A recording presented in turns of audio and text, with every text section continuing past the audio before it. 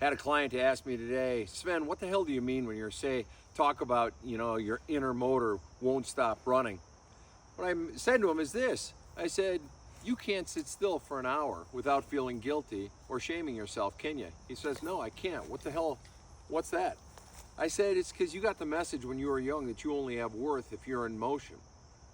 I said, as a result, you're always fucking tired because that motor inside of you is always running and that guilt is always shaming yourself. I said, I had a guy that I used to work with back when I was waiting tables, going through graduate school, and he had been a drill sergeant back in the Army and a very physical guy, and he and I were both trainers of the waiters. And he said, Sven, all the mental stuff that goes into training is so fucking exhausting. It's more exhausting than anything physical I've ever done. That's the point. It's like when you're in college or in school and you're studying, the mental stuff is so exhausting. When you are mentally exhausted, it's physically draining.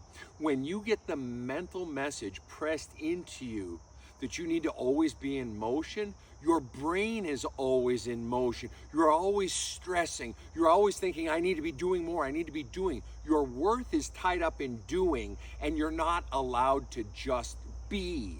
And so your internal motor is always going. That's why you're always fucking tired. And so the solution is you have to go inside and begin to do the work to extract those voices that say, you're not good enough unless you're doing. You have to be achieving. You have to always be in motion. Until those voices are out of you, those messages that got pressed into the wet cement of your soul, until those voices are out of you, they're still in you and they are fatiguing the fuck out of your life and ruining you from ever becoming your authentic self.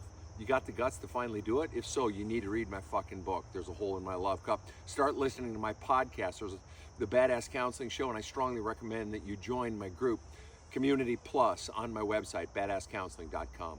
Have a kick-ass day.